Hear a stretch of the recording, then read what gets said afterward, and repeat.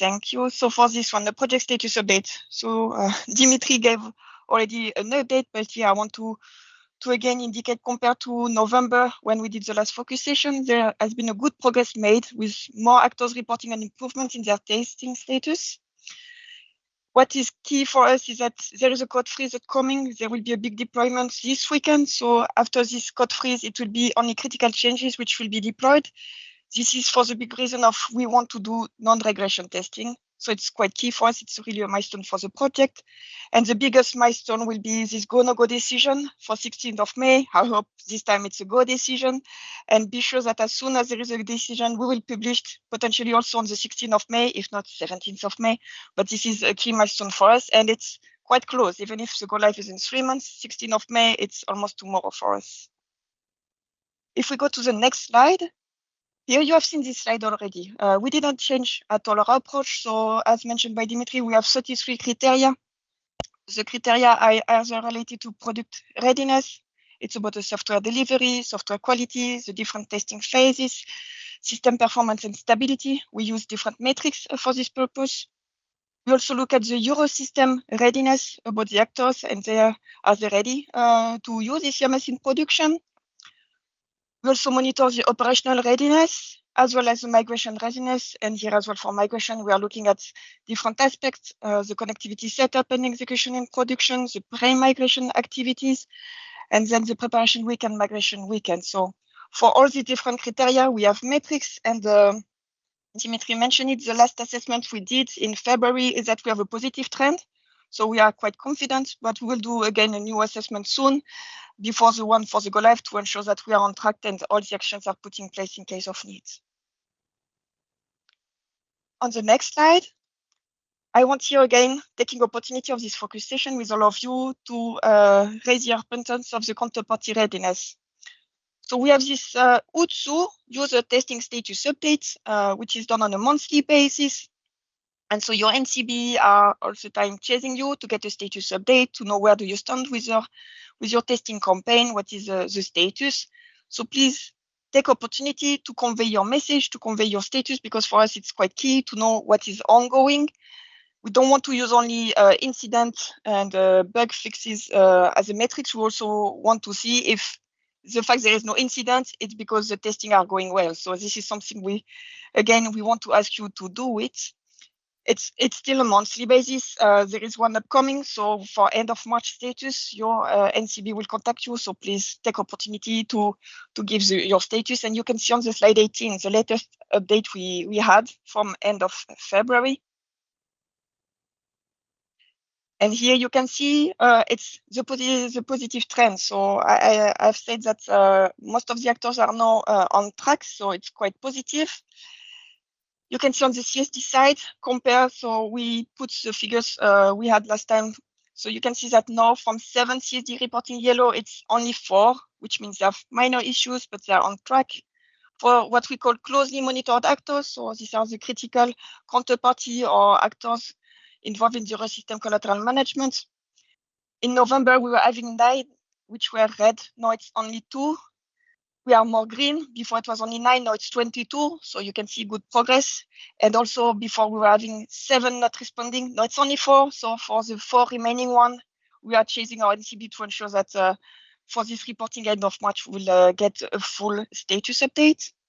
And same for what we call the RMA, regularly monitored actors. So here as well, you have a number of counterparties. You can see here as well an update with more green, less gray, less red. So it's really giving us confidence on the Eurosystem readiness in view of the ECMS go-live.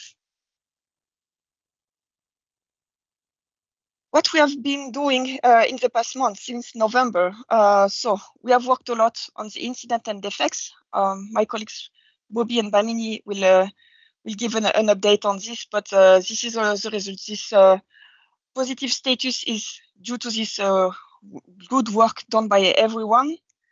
There has been a general improvement in the software stability, which has allowed all this effort to be focused on the few remaining issues. And there were also these GUI performance issues in the past. Now it has been resolved. So now all the conditions are in place for you to finalize your testing activity in the coming weeks. So this is why we did this focus session now in March. This is the last call to do it. please take opportunity because you will see in the next slide the key milestone upcoming. And here, what you can see, end of pre-migration activities. This is about production environment. I know Anna-Lisa will come back on this, but here it's just to keep in mind, we are the 21st of March. End of the pre-migration activities, it's 30th of March, so it's soon. Then it's all about operational, contractual, and legal adaptations. With the ECMS, you may have to adapt your contractual documents, so please ensure it's done. Operational, it's your procedure, locally internal procedures, organization. Please ensure you are up to date, that it has been done, that everything is in place. End of user testing in 1 month, 22nd of April. So we go live in 3 months, but in 1 month, this is the formal end of the user testing. So 22nd of April. So it's quite soon. That's why you have 1 month to do all this remaining testing you have to do to ensure you do your non-reg. And then I did mention it already. Here you can still see we put it go, no go, but this time I hope it's really a go decision, 16th of May. So we go live on 16th of June after the migration weekend. You can see on the next slide with the project timeline, because I'm giving the key milestones, but of course you all know when we work on the project, there are different things ongoing. And here you can see, I will not go into the details of each little things you can see, but what you can see here, it's really all the work which has been done in the past months to ensure we can go live in June. It has been a work done a bit everywhere. It's about platform stability and system performance. So on the infra, there has been a lot of work with what is called NFT, non-functional testing. We have done a lot of campaign to ensure that we are fine. Testing activities, the colleagues will come with this, but what I can say, it's the live timing. We are now 21st of March. This is the last day of the third live timing, meaning that we are really now using the operational day as in production to ensure that we are ready. There is a new one coming in April, but it's ongoing. Migration, it has been mentioned by Dimitri. Anaïsa will come back to this. We did a migration test in February in EAC, so internal tests. There will be a new one coming. So also here, you have to ensure that you are ready to take part of this upcoming migration test 13. And in production, activities are already ongoing. We did resume it beginning of January. I said end of March, this is the end of pre-migration activity. Activity in production will resume in June. And for the selected project milestone, at the bottom, you can see we do monthly reporting to MIB and Governance Council. I could say that to the MIB, I even wonder if it's not bi-weekly. It's really a close monitoring that we have put in place. And so MIB will take a decision ahead of Governance Council, of course. So beginning of May, we will have already our internal go-no-go decision. So to ensure that everything is ready for the Governance Council decision. That being said, here what I want to communicate again, we have a web page for the ECMS project with a lot of information which is available. It's quite often updated.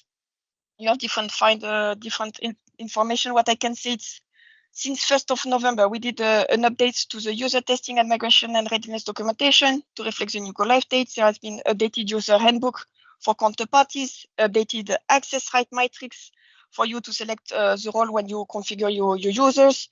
Also update testing condition document every 2 weeks.